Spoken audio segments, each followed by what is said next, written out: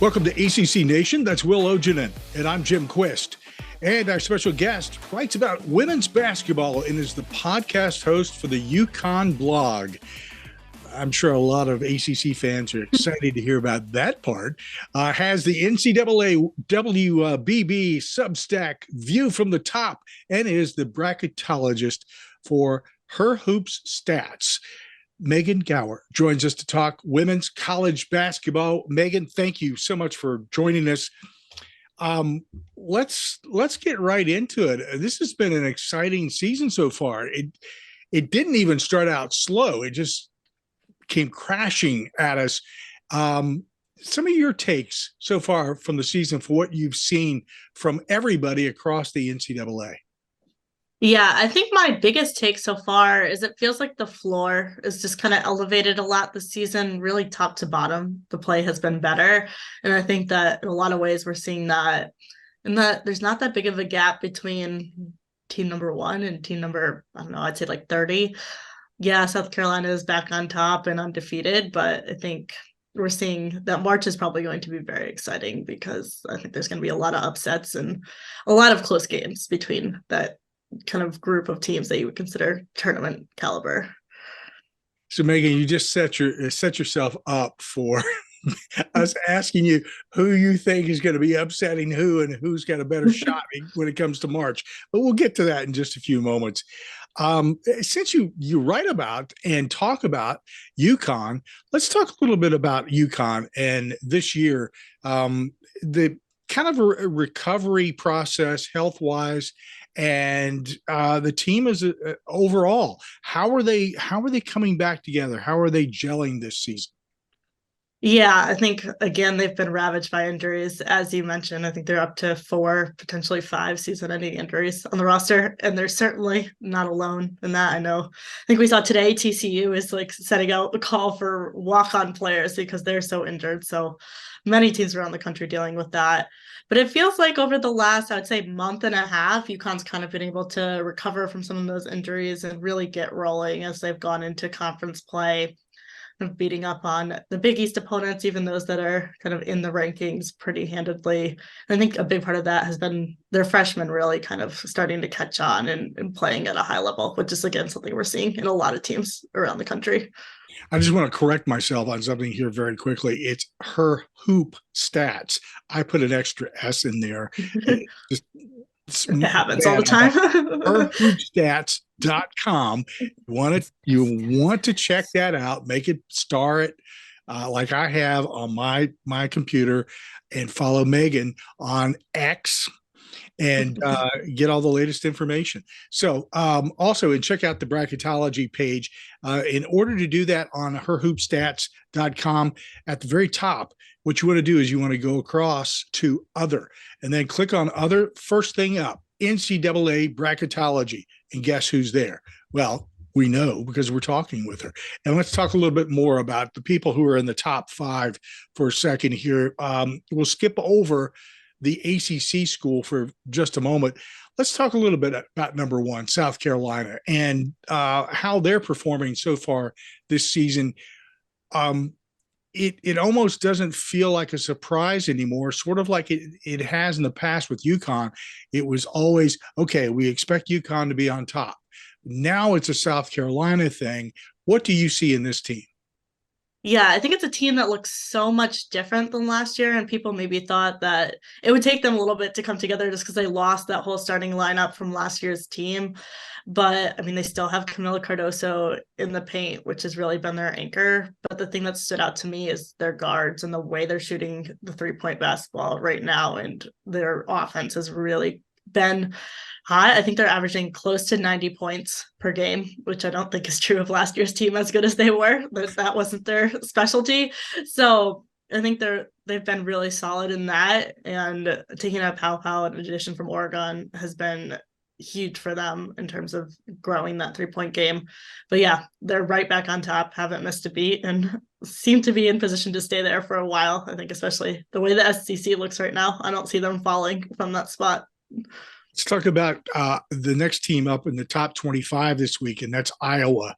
This is a team that scary good. We saw them early in the in the ACC, and didn't look like it had regressed any at all from last year. So, your thoughts? Yeah, I mean, I don't think you can say enough about what Caitlin Clark does for their team in terms of her scoring, her ability to facilitate the offense. I think it's like something insane, like 30 points per game that she's averaging, just like insane numbers. And yeah, you're right. They haven't fell off. I thought they might with, losing Monica Sonano. That was a big loss for them. But Hannah Sulke stepped up and they are right back where they were last year, which ended with a trip to the Final Four in the national championship game. Can I say, without absolutely being pummeled by everyone, that I think Colorado is a surprise? I I just think did that's not fair. see this coming. I mean, your thoughts on Colorado? Yeah, I would agree with that. Honestly, they're a team that I kind of thought we'd get to conference play and then we'd be like, okay, they're gonna, maybe regress a little bit to the mean, and we haven't seen that yet. They beat Stanford this past weekend, so they're acting like the real deal. I mean, the Pac-12 as a whole this year is just so good. It's really top to bottom. There's kind of two teams hanging out at the bottom that maybe aren't, but you're talking about a team that, or a conference I think could get 9 teams into the tournament. I wouldn't be shocked to see that happen. Um, and yeah, Colorado right now is on the top, I believe, of the Pac-12 standings. They haven't lost a Pac-12 game yet. They also have the only loss on their resume is actually an ACC loss to NC State, where I'm sure we're going to go at some point in this conversation. But they've been really good since that opening game where they kind of surprised LSU on night one and really haven't left off since. And speaking of LSU, I'm just going to go off track because I do that all the time. What what's going on there? I mean, do you have any guesses? I think it's a lot. This was said in the preseason. It was a lot of like big personalities to bring together and 3 players that have all been stars on individual teams that are now trying to find a way to share the basketball. And it hasn't been as seamless, I think, as many thought it might be. And I think we're seeing that. I think it's somewhat come together. I thought it was starting to come together. The Auburn loss maybe suggests otherwise. But I mean, you can't say that Kim Mulkey is not a good coach. So it's still not a team I would want to see in March if I was looking at my bracket. Megan, have you ever considered politics as a step in life? Because that was a nice answer. Will, it's all yours.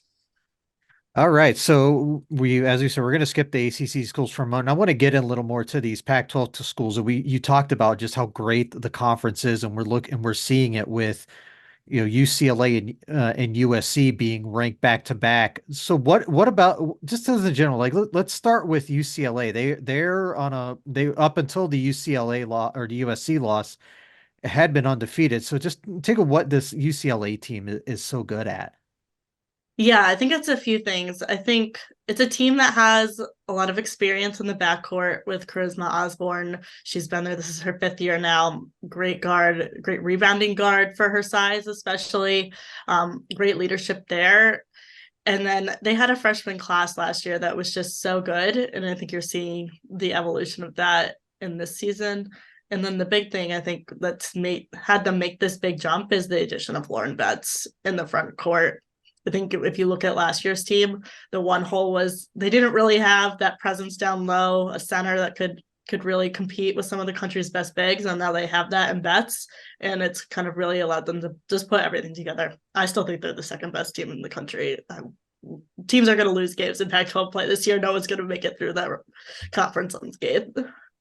Exactly. And USC obviously is the one team that has beaten UCLA, and they have a great guard, Juju Watkins, who's averaging over 26 points a game. So this is definitely a team you do not want to see come into your building. Yeah, exactly. Juju Watkins has been fantastic, the best freshman in the country among a class of freshmen that has been extremely impressive across the board. I'm sure we're going to talk about some of them in the ACC as well. So just really impressed with how she's kind of hit the ground running. Mm-hmm. So Kansas State at number 7 this week. They're 17-1. That lone loss is to Iowa, and kind of a weird scheduling quirk. They actually played Iowa twice this year, and we're also the only team to beat Iowa. So tell us about what Kansas State brings to the table. It seemed like a team that is really, really good on both sides of the ball. Yeah, I mean, it centers around another star in the game this season, but Aoka Lee, who missed last season due to, I think it was an ACL injury. I forget the specifics of the injury. But she's back this year. Folks might remember, I think 2 years ago, I think she set the NCAA scoring record with like 50 points in a game. So not necessarily new to the college scene. But I think that combined with the backcourt that they had last year has made them really good. They are a team that I want to see kind of up against some more of this top tier competition in the Big 12, like the Texases and the Baylors, and interested to see how that goes, just because I think that the matchup with Iowa, they're well positioned in that specific matchup and they kind of split those games, but we haven't really seen them play anyone else other than Iowa. All right, so I've been kind of delaying it long enough. Let's get into the ACC here, and let's start with NC State, a team sitting at 15-1, the lone loss at Virginia Tech and what was a great last second play by the Hokies. But again, they're as you said, especially with the ACC being as good as it is, you're going to be taking some losses this year. But NC State has been one of the best programs in the ACC for quite some time. What is it about this program that where they're just consistently a contender? Yeah, I think when that's the case, it usually starts with the coaching staff, and it's Wes Moore in this case. He's a fantastic coach, has been able to recruit the ton of talent that he wants to have in his program, whether that's in the transfer portal or straight out of college, and just continuously been able to take the pieces he has and coach this into a tournament team, a contender. A couple of years back, they were the number one seed. In the, I forget what region it was, but they were a number one seed a few years back. So have really been able to kind of steadily be one of the top teams in the ACC and the country. All right, up next, and we'll just go with the top 25 teams here. Louisville is next, and there has been a program that has been very successful over the years, and took a little bit of a dip here the last two, but nonetheless, they're right there in the middle of it all. Yeah, another program where the coaching staff is definitely a part of LV that love Jeff Walls. He's always a very funny interview. But again, a team that I think last year and again this year has really benefited from the transfer portal. It's hurt them in that they've lost pieces, but they've also really been able to rebuild out of that portal. And while it might be considered a down year for them to be ranked around the 15 mark, it's still a very strong team and a team that's going to be in consideration come March. They're going to be a tournament team. We saw, I think, them give Iowa a pretty tough time last year in the tournament as the lower seed. So I'm excited to see how they continue to come together. I think one of the big things with the transfers is like it always takes a little bit for it all to come together. But if you can get it together by March, you can surprise some folks. Yeah, we've sort of gotten to the point where it's a reality that it doesn't make any difference until you hit your conference tournament, and then if you make it into the big tournament. So, of course, if you're not winning, that hurts a little bit along the way. Next up is Virginia Tech. Now, they started out pretty hot, and they've had a bit of up and down going on here. Kenny Brooks is a solid coach. He's got a good program, and he's been able to bring in some really good people over the last few seasons to build that program. What are your thoughts? Because Virginia Tech is kind of that newbie on the block, if among all the bigger names. Right, coming off that first Final Four appearance last year. I think the key for them is that they were able to bring back Elizabeth Kitley and Georgia Amore. Bringing that kind of core back puts them in a really good position this year to do things come March. They have the senior leadership, they have the experience in the tournament, and they have two really good players in those two. I agree that it's been a bit up and down, and they kind of lost some of those other contributing pieces. So I think they're still figuring out the rest of it, but having a core of two players like that is always going to take you far. And I think we're seeing a lot of the teams that we're talking about at the top are a couple of experienced players surrounded by some contributors, surrounded by some freshmen that you don't necessarily know what you're going to get from night in and night out. So that they're in a similar position is a lot of this top 25, and kind of part of why I said like the 1 to 30 gap isn't that wide. It's a lot of that situation. All right, I'm going back off the rails again. Here we go. So we're going to stop on the ACC for just a moment. I want you to look at everybody that's in the NCAA right now. And as you know, there's always teams that are surprise teams, especially when it comes down to showing up in the tournament and how well they perform there. Have there been some teams that you have seen, that you've been watching, that you've been keeping an eye out for, that you think are going to be the teams that bite somebody in the rear along the way? I think Michigan State is one that's kind of an up and coming one that I've had my eye on. They've been able to make some noise in the non-conference in terms of having a pretty strong record. They played Iowa right down to the last possession a couple of weeks back in Big Ten play. The numbers seem to really love them. They're really high in a lot of the metrics and the net and her hoop stats rating. So there's someone I definitely have an eye on, and I'm trying to watch some more now that we're into conference play. But I feel like they're a team that could be seated a little lower that you might not want to see in your, I don't know if they end up as an 8. It's the one that's in your 1 bracket if you're the 1 seed, things like that. Maybe not so much under the radar, and that they're still, I'm pretty sure, top 10 team, but Stanford is another one that I think is just going to be a nightmare matchup for a lot of people. Obviously, Cameron Brink has been fantastic for years now, but they have Kiki Arafat as well in the paint. That's just been, I mean, they're both averaging 17-point doubles, and there aren't many teams in the country that have the size inside to match up with that. So I think that matchup inside is going to carry them far in March. I'm looking forward to Stanford joining the ACC next season, because that is going to change the dynamics quite a bit. I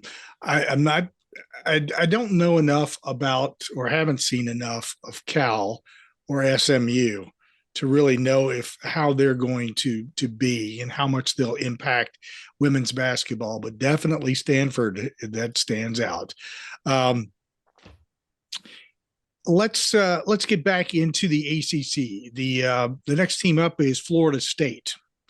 The Noles, probably not always known as being a women's basketball school, but nonetheless, this program continues to create something special.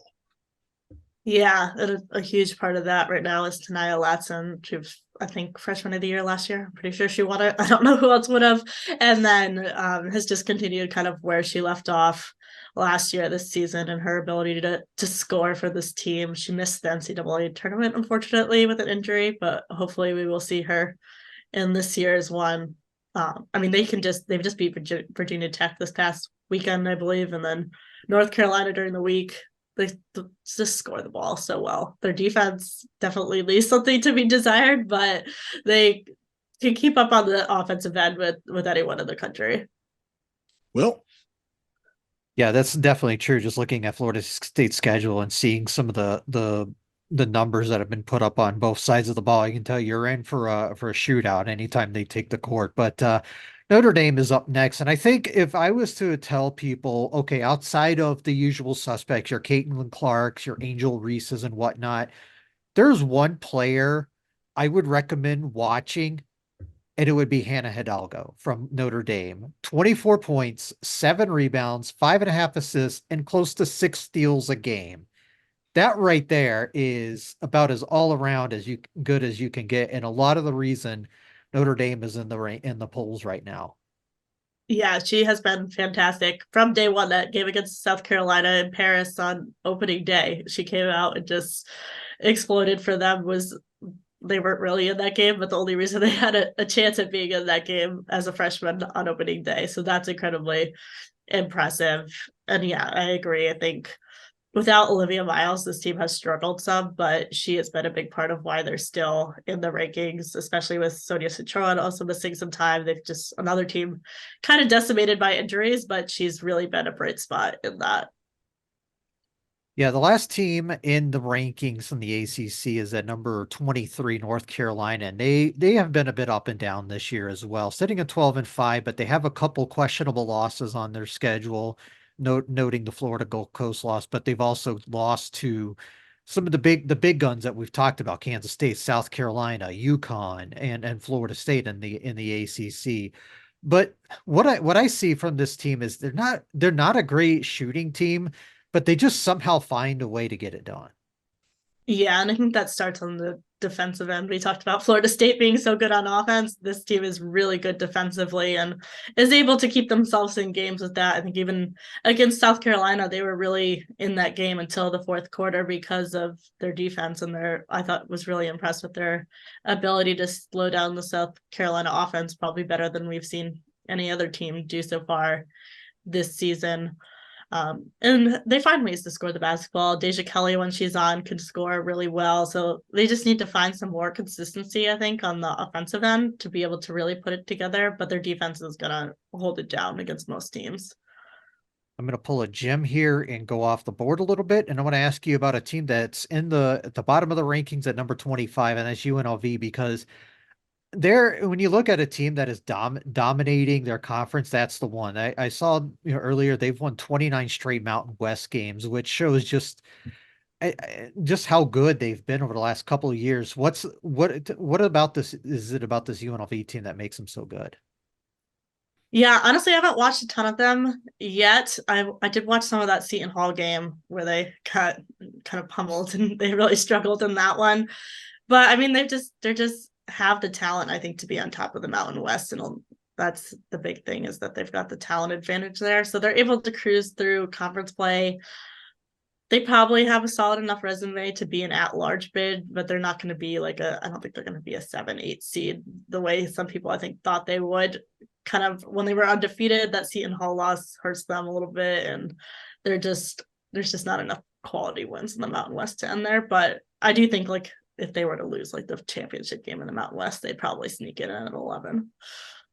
In the receiving votes category, we do have Syracuse, who is in there, and after a couple of rough years, they have rebounded. They're 14-2, and both their losses are definitely reasonable in terms of opponent. I mean, a close loss to Maryland, but they did lose by 24 to North Carolina. But again, it's just a half game out of first in the ACC. Tell us a little bit about Syracuse, and I know you do have them in your bracket in your latest release. Yeah, they're definitely in the field. And I would say, especially after that Notre Dame win, a team that's trending upwards as well, in terms of where they are in the field. That's a solid win. As much as Notre Dame has struggled, they're still, up there in the net, and that win is going to look really nice on the Syracuse resume. I mean, Deja Fair, I think, is a big part of this. She transferred from Buffalo to Syracuse with her coach, who's the new head coach there, and 19 points per game. She's really been the leader of this team and was so good at Buffalo and is really kind of continuing that at Syracuse. Well, let's get into bracketology because that's a big reason why we did want you to come on and talk. But the plus, of course, was talking women's basketball. But let's talk about bracketology. And as Will alluded to, the latest bracket that you have up is, it talks a little bit about, and the funny thing is, it's still very, very accurate. I mean, it's like day to day. You could almost change a bracket day to day. I don't even know how you guys do this, to be honest with you. It's insane for me. But I look at this and I'm going, yeah, that's yeah, that looks okay. So some of the, obviously you've got some of the last, let's go with this last four in, you've got Duke. And which really doesn't surprise me too much. I'm a big it's funny, I would never normally say this, but Will knows this, and some of the other guys here know this, that when it comes down to Duke's women's basketball, I'm a big fan. I'm a big believer. I've seen it coming for a long time. So tell us a little bit about your thoughts about Duke and whether or not they're going to be able to sneak in here still. Yeah, I think a lot of it is going to depend what they do in the ACC. There's obviously plenty of opportunities in the ACC to pick up good wins, so I think they just need to do that and pick up some good wins. They're going to lose some more games along the way, but not even beating your teams like Virginia Tech and NC State are at the top. I don't think they need to do that, but like your teams like Miami that are North Carolina trying to pick up some wins in that group to really solidify that resume. Their losses outside of the Clemson one are none of them are bad losses. It's a loss to Louisville, loss to South Carolina, Stanford in overtime. They took Stanford down to the wire. And then Davidson, which is a team that the A10 is looking like it could be a 2-bid league. That's not a bad loss either. So I think the key is just now trying to tally some solid wins. The Columbia win is decent. Virginia, Boston College are okay, but they need some bigger wins. Let me get your thoughts on the net here for a second. I like that we've gone to the net rankings, but I still don't feel like it's complete. There's something missing, and I can't put my finger on it. But one of the things that I see, and tell me if I'm getting close to this being on track. It feels to me that when you have strong conferences, it doesn't make any difference who we're talking about here. If you've got a bunch of strong teams in there and they're all beating up on each other, it feels like they're cannibalizing one another to some degree, and it begins to maybe hurt them a bit in the net. There seems to me that there should be some way to accommodate that. And correct me here, Megan, you got a better grip on women's basketball than I'll ever have. So I want your thoughts on this and your perspective. Yeah, to start, I mean, I think it's worlds ahead of where we were with the RPI, so I will take this any day over that metric, which I was never a fan of. I think it does a decent job of trying to adjust for that, and that strength to schedule is part of that kind of formula. The formula is a little bit of a black box, and then I think it's somewhat AI generated, and like there's not machine learning involved, and there's not like you can go out and find the formula and do the math yourself. I think it does a decent job of that. I think a good example of how it does a decent job of that is like a team like UConn that has, those 3 losses to really good teams is still sitting at 4th in the net and has been able to kind of not like be tanked in the rankings by 3 losses, right? Because they're 2 good teams. And I think it does a decent job of it. It's not perfect.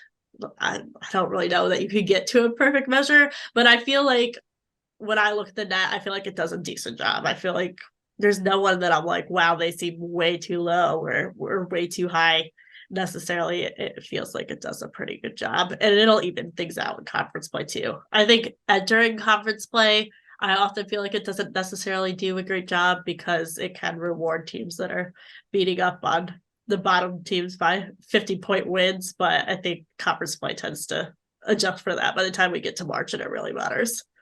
Yeah, I'll agree with what you just said there. That's there's always subjective and there's always objective, and how you go about each one. I really think everything, bracketology to a large degree is both. It's objective and subjective because you do have to bring your knowledge in there. I think that there's some aspect of that net. Maybe I feel like they're missing out on some subjectivity. But I don't know how you get around that. So that's for another day. Anyway. Yeah. I think it's important to remember too that it's just one piece of the bracketology, right? Like they're looking at the net rankings, but it's also all the other pieces, the strength, the schedule, the last 10 games, the record against other top teams, the conference record, the road record. There's a lot of other things going into that decision than just that one number. Yeah, that's the subjective part that definitely needs to be in there. It's like you point out UConn being where they are in the net rankings. I really think that is probably one of the better examples that I've heard in a long time. A lot of people will look at that and go, they've lost all these games. No. Back up for a second and you'll understand. let's get into the folks who are in this from the ACC a little bit more. It's interesting how we've got North Carolina in here as a 5. One of the matchups in talking about Duke, you got Duke in as an 11 seed going against Michigan, which is an interesting. Of course, that may even change next week, so who knows how that all goes. Notre Dame is in here as a 4 seed, Florida State as a 6. And let's see, I can keep scrolling down here forever and a day. Louisville is in at 5. NC State is at number 2. Is there any possibility, and Tech is at 4? Let's see. Did I miss somebody? Syracuse at 7. So see if I'd missed Syracuse here, I would never hear the end of it. Relentless. So any possibilities of NC State making it into a number 1 seed by any chance? Yeah, I think they're definitely a team that's in the conversation. I think there's a handful of teams that are part of that conversation right now. Your current 1 seeds, a few teams from the Pac-12. We've talked about how strong they are. I wouldn't be surprised to see 2 teams from the Pac-12 end up on the 1 seed when we get to March. Iowa is among them as well. And then NC State is certainly a part of that conversation. I think their strength of schedule right now is not great, but the ACC is going to elevate that and help them get their resume. Obviously, that UConn win looking a lot better than folks might have thought it would. A month ago, that Colorado win looks really good. So they've got some of those statement wins, and I'm sure are going to pick up more of them in conference play as well. So a team that's certainly a part of that conversation. Yeah, definitely that Colorado was a surprise one. Yeah. Okay. Yeah. But yep, definitely a difference there. Will? Yeah, a couple final ones from me. Looking over your bracketology, outside of the Big Six conferences, there's only one other conference that has multiple bids. Is this normal, or is this kind of a one-off thing? I think it's pretty normal. I think we see a fluctuation in the number of mid-major conferences that like kind of get to that 2 seed or 2 teams in. Also, a lot of it is like ones that might auto qualify right now are just in as or that might be not auto bids and like make it in as a at-large bid are just in as the auto qualifier right now. So should something happen in the conference tournament, they would probably make it into the field. I think Florida Gulf Coast is a good example of that. Like they're probably an at-large bid team, even if they don't, make it in as the auto qualifier. So usually things like that shuffle it around. I do think that like conference realignment is hurting that some, and that some of these better mid-major teams are finding their way into Power 5 conferences. So there's just a little like UCF is a good example, a team that might have been an auto bid out of the American before and now is playing in the Big 12. So it's just a different kind of ball game. Yeah, 100% agree with you on that. Last one from me. Who are some of the other teams that we have yet to mention from these like mid-major or low bid, these general 1 bid leagues that we need to keep an eye on? Yeah, that's a good question. I'm sorry, I'm just pulling something up here. No worries. Like looking at my list of mid-major schools. If you don't think that we're doing the same thing. Gonzaga is a big one. I think Gonzaga is really up there. They're 18th in the net. They have that win over Stanford that is really impressive. So they're one I would certainly say I wouldn't want to see as like a probably a single digit seed, but I wouldn't want them in my group. I think mid-major teams just tend to get a little underseeded because of the strength of schedule of their conference, and they're not someone I would want to see. We already talked about UNLV, but I would say Green Bay out of the Horizon League and then Princeton as well are kind of 2 others to keep an eye on. So one of our friends who covers NCAA basketball in Italy, Isabella Agustinelli, absolutely loves Gino and UConn. So I'd be remiss if I did not mention that in this program, because if she's listening and she hears that I'm speaking with somebody that's connected with UConn, and did not mention her name. I'll never hear the end of it. So that being done, I've taken care of that bit of business. Hey, from the standpoint of when we get closer to the actual tournament, the NCAA tournament, how do you envision things at this moment from the standpoint of teams that you think are there's always a handful that are, you know, I almost hate to say this, but are almost guaranteed to be in that final group. Do you feel confident enough to say those teams at this point? Well, let's just say these are the teams that we would expect to be there and probably will be. Yeah, I don't know that I feel entirely confident, but I would say South Carolina is definitely one of them. I would say UCLA too. I feel like they have the complete package this season. That they're probably going to make a program first Final Four. Those are the two I feel the best about. The rest of it, like, I don't know that I feel that strongly that anyone else is going to be in the final weekend. I think matchups are going to matter a lot.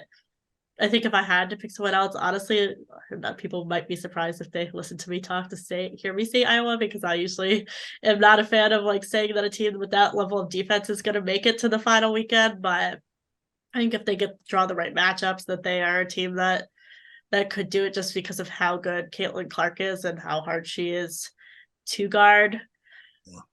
But I think a lot of it's going to come down to matchups, honestly. Like a team like Iowa, like they haven't played a team like South Carolina with like that kind of post presence and things like that. So it's just a lot of it's going to come down to matchups. Luck of the draw always comes down to that. So Megan, since and I mentioned this at the very beginning of the program, and we usually initiate people in some fashion along these lines. And since this is your first time joining us, and we hope that you'll be back multiple times throughout the season to be talking about basketball and how your bracket is coming together, so that we give everybody a good feel for what's what. Talk to us about when you go out and you cover a game, is there a particular type of restaurant that you like to go to and that you have a favorite food? Okay, I do have a favorite food. I don't know that it ties to me covering games, because I also work a day job. So usually it's some kind of chaotic, what can I get in the arena as I am running here from work. But I do love pizza, being from Connecticut, big New Haven pizza girl. So I love New Haven pizza. If people are in the Northeast area at all for games or tournament time, definitely recommend to stop in New Haven for some pizza. Now, is that pizza or is that pie? We say pizza here, I think. But yeah, And, in my opinion, the best pizza in the country. if I were to mention to you that, pineapple on your No, pizza. thank you. No, thank you. All right. I like you. I already like you, Megan. Oh gosh. All right. Is there a place that you like to go? Because we, just might as well plug them since we're talking. Yeah. Yeah, I think there's actually a lot of debate in like Connecticut over which New Haven pizza is the best, but in my opinion, it's Sally's. I like their sauce the best. So I always say Sally's is the best one. So you got the sauce. It's not the gravy, it's the sauce. All kinds of different ways of approaching that. All right. So we've gotten that out of the way. And we'll talk food other times too, because it's just, it's good stuff. Anyway, thank you so much, Megan. Yes, thank you for having me. Thanks, Megan. Appreciate you joining us and talking to us about women's basketball and bracketology. Like a couple of places to catch Megan. First of all, you can catch her on multiple social media outlets.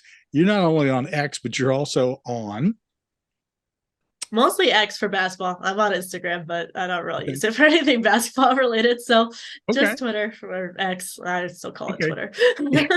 I don't blame you. Elon's throwing a fit right now, but it's Twitter, dude. Just leave it. Leave it alone. And if you're looking for coverage of UConn, then definitely make sure that you check out Megan. She writes about women's basketball, UConn. and is the host of their podcast for UConn Blog. Also, you might want to check out her Substack covering the NCAA women's basketball, View from the Top. And she's also the bracketologist for Her Hoop Stat. See, I didn't put the S in there that time. Megan Gauer, our special guest on ACC Nation. Our pleasure. Thank you, and we hope to see you again. Thank you.